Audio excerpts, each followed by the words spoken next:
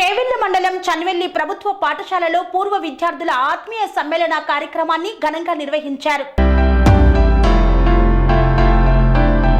చేవెళ్ల మండలం చన్వెల్లి గ్రామంలో 1991-1992 SSC batch అయినటువంటి పూర్వ విద్యార్థులు ఆత్మీయ సమ్మేళన కార్యక్రమాన్ని నిర్వహించుకున్నారు. దాదాపు 33 సంవత్సరాల తర్వాత పూర్వ విద్యార్థులందరూ ఒక్క దగ్గర కలిసి ఆనందంతో వారి యొక్క సమావేశాన్ని నిర్వహించుకున్నారు. వారికి విద్యాబోధన చేసినటువంటి గురువులను ఘనంగా సన్మానించారు.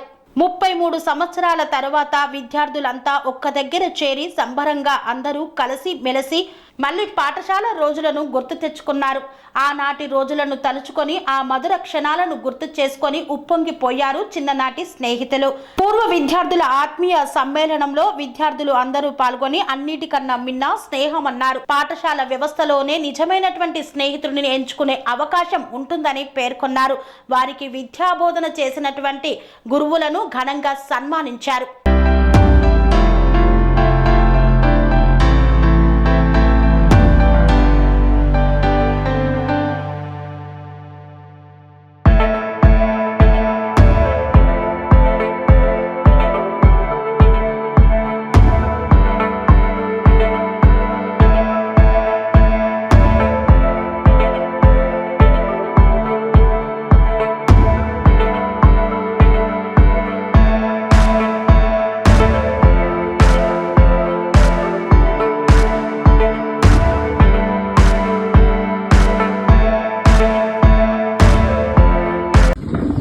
రాజు నా పేరు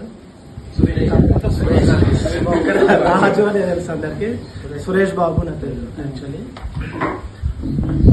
ఎస్ఎస్సి వరకు చన్వల్లిలో చదువుకున్నాను. తర్వాత ఇంటర్ హైదరాబాద్ వెళ్ళిపోయి చాణక్య కాలేజ్ పంజాగుట్ట. డిగ్రీ వచ్చేసి ఏవి కాలేజ్లో చదివాను. తర్వాత ఎంకామ్ చేశాను ఓయూ ఉస్మానియా యూనివర్సిటీ. దాని తర్వాత బీకామ్ కామర్స్ ఇవన్నీ నాకు సెట్ కావు అనేసి కంప్యూటర్లో చదివాను. కంప్యూటర్లో సక్సెస్ అయ్యాను. నరేష్ టెక్నాలజీస్ అని అమీర్పేటలో ఇన్స్టిట్యూట్ ఉంది. అందులో 8 years చెప్పాను.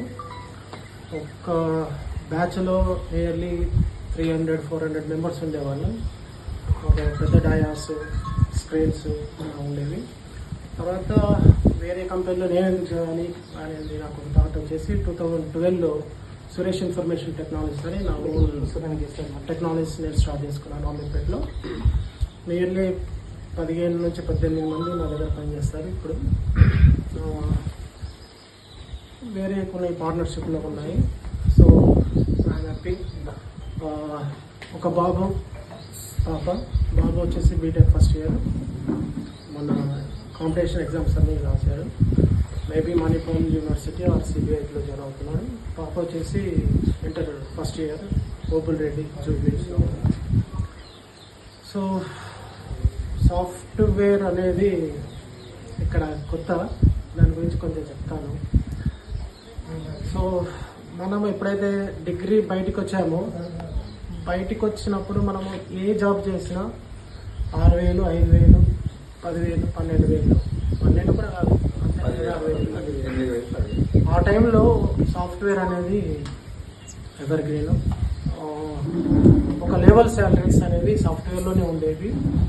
సో దానికి నేను హైదరాబాద్లో ఉండడం కారణమో, మళ్ళీ సంథింగ్ సర్కిల్ కారణమో సంథింగ్ ఏదో, సో సాఫ్ట్వేర్లో జాయిన్ అయ్యాను. జాయిన్ అయిన తర్వాత ఒకటి చెప్పాలి మీకు. సో నాది complete Telugu medium, AV college complete Telugu medium. Class రూమ్లో ఫీజు పే చేసి క్లాస్ రూమ్లో కంప్యూటర్ నేర్చుకుందాం అని కూర్చుంటే అక్కడ నాకు ఇంగ్లీష్ అర్థం అవ్వట్లేదు. సబ్జెక్ట్ కాదు, కంప్యూటర్ సబ్జెక్ట్ గురించి కాదు, ఆ లెవెల్లో లేను నేను. అప్పుడు ఇంగ్లీష్ అర్థం అవ్వట్లేదు, నాకు కంప్యూటర్ అర్థం అవుతుంది అనే స్టేజ్లో ఉంటుంది. ఓకే, ఆ స్టేజ్ నుంచి మైక్రోసాఫ్ట్, ఇన్ఫోసిస్, టీసీఎస్ నియర్లీ ఒక 70-80 కార్పొరేట్ ట్రైనింగ్స్ ఇచ్చాను నేను. సో హైటెక్ సిటీలో 2008 ఇయర్లో మైక్రోసాఫ్ట్లో నియర్లీ 13-14 ట్రైనింగ్లు ఇచ్చాను. ఎవరైతే కొత్త వాళ్ళు వస్తారో మైక్రోసాఫ్ట్కి, వాళ్ళకి నేను .NET ట్రైనింగ్ చేశాను. .NET తర్వాత వేరే సబ్జెక్ట్ నాది ఇప్పుడు యూఎస్ఎస్ సపోర్టింగ్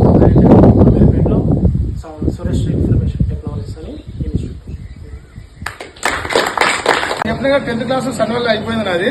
దాని తర్వాత ఇంటర్మీడియట్ చివరి చేసిన ఫెయిల్ అయిపోయినా 92. కరెక్ట్ క్వశ్చన్ మధ్యలో మధ్య ఏమైనా తప్పు అంటే క్వశ్చన్లు అడగొచ్చు. నేను చెప్పలేకపోవచ్చు, దాన్ని చెప్తే చెప్పవచ్చు, చెప్పలేకపోవచ్చు. ట్రై చేస్తాను చెప్పడానికి. ఓకేనా? నేను సన్వల్ 92లో నాది 10th అయిపోయింది. ఇంటర్మీడియట్ చివరి చేసిన. ఆయన ఇంటర్మీడియట్ సీరియస్ తీసుకుంటూ ఫెయిల్ అయిపోయిన తర్వాత కొద్దిగా మా బిజినెస్ చేసిన బిజినెస్ క్లాస్ వచ్చింది.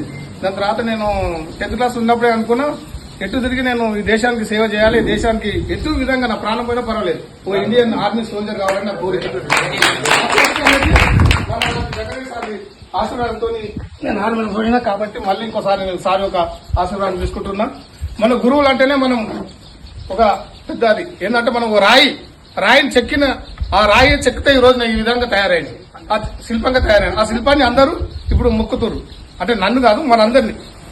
ఆ శిల్పం ఈ రోజు అయిన దేశంలో సైనికుడిగా పోయి కార్గిల్ లడాయి చేశాను, పరోక్షంగా కానీ ప్రత్యక్షంగా కానీ. అక్కడ వచ్చి కమ్సకం నేను 3 ఏళ్ల సర్వీస్ ఉన్నాను. అది అప్పుడు కొత్తగా 99 కార్గిల్ లడాయి అప్పుడు అక్కడ మ్యాక్సిమం విన్ అయి వచ్చేసిన. దాని తర్వాత మళ్ళీ 2001లో నా మ్యారేజ్ అయింది, లవ్ మ్యారేజ్. 2001లో చెప్తున్నారు, అందరికి తెలియాలి కదా, తెలియదు దాన్ని ఓకే. ఆ మ్యారేజ్ చేసుకున్న తర్వాత మళ్ళీ నాకు అంటే క్యాస్ట్ ఒకటే క్యాస్ట్, వేరే క్యాస్ట్ ఏం కాదు. ఓకేనా? దాని మ్యారేజ్ చేసుకున్న తర్వాత మళ్ళీ నాకు 2 అదే ఏం కాలేదు, రిజిస్టర్ మ్యారేజ్.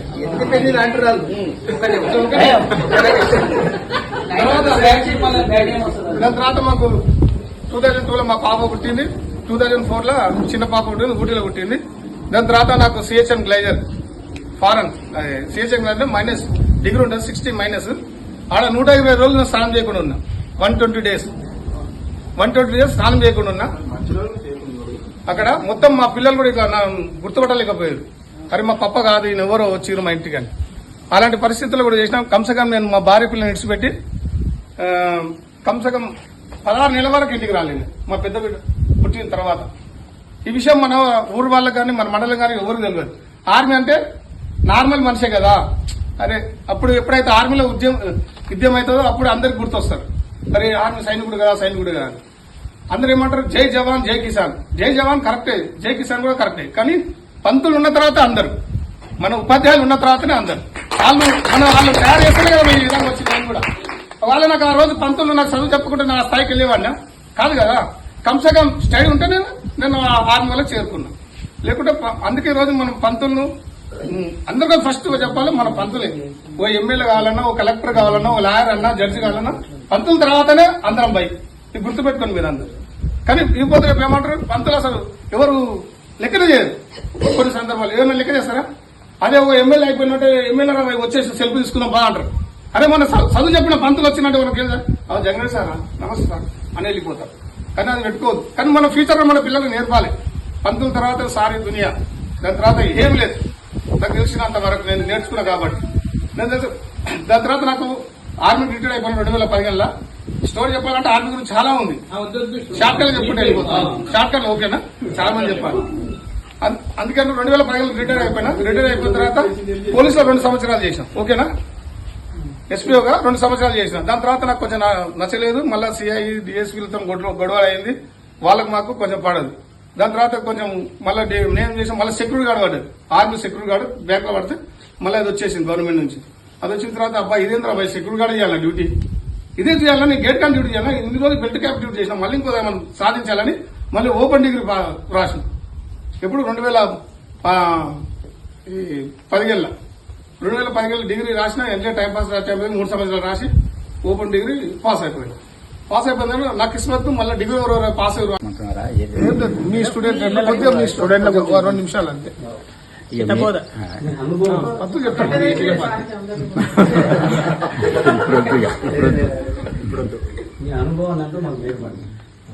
ఇక అదంతా మీరు చూసిందే, మీరు అనుభవించిందే. ఇప్పుడు చదువుకు అప్పటి చదువుకు చాలా భేదం. ఇక ఏదో అప్పుడు ఏం చెప్పినావో ఏం చేయలేదు, కానీ మొత్తం మీద క్రమశిక్షణ మాత్రం అప్పటిదే ఇప్పుడు మీకు పనిచేస్తుంది. ఇప్పుడు పిల్లలకేమో అది లేదు, ఆ చదువు లేదు, ఆ క్రమశిక్షణ లేదు. ఏదో ఇప్పుడు కంప్యూటర్ సిస్టమ్ ఆ దాంట్లోనే బతుకుతున్నారు. వాళ్ళకి ఇప్పుడు 2x3 అంటే కూడా తెలియదు, అది చూసేది తప్ప వాళ్ళకి చెప్పలేదు. ఇప్పుడు మీ 20 ఎకరాలు ఇప్పుడు మీరు ఈజీగా చెప్పగలుగుతారు. ఇక ఆ వేదం మీకు ఇప్పుడు మీ పిల్లలు చూస్తున్నారు, మీరు తెలిసిన విషయమే, నేను చెప్పవలసిన అవసరం కూడా లేదు. కానీ ఈ ఆత్మీయత అనేది మీ వరకే, ఇప్పుడు పిల్లలకు లేదు. ఇప్పుడు అప్పుడు తల్లిదండ్రుల తర్వాత గురువు అన్నారు మీరు, ఇప్పుడు లేదు. గురువు అంటే కూడా వాళ్ళకి తెలియదు, వాడరా వీడరా ఏదో మాట్లాడతారు పిల్లలు. ఇప్పుడు అప్పటికి ఇప్పటికీ చాలా భేదంతో నడుస్తుంది. ఇక తప్పదు, ఇక మార్పు వచ్చింది కాబట్టి ఆ మార్పు ప్రకారం పిల్లలు కూడా వెళ్ళిపోతున్నారు. అది అదే ఇక యుగమే మారింది, అది అంతా కంప్యూటర్ సిస్టమ్. ఇక దానికే వాళ్ళు ఇది ఉన్నారు. తండ్రి అనేది ప్రేమ భావాలు నశించినాయి, గురువు అనేది అసలు తెలియకుండా అయిపోయింది. ఇక మీరు ఇంతవరకైనా మమ్మల్ని ఇంతవరకు కూడా ఇన్ని 30 సంవత్సరాలు అయినా ఒక గురువుగా మీరు ఏం చేస్తున్నారంటే మా అదృష్టం.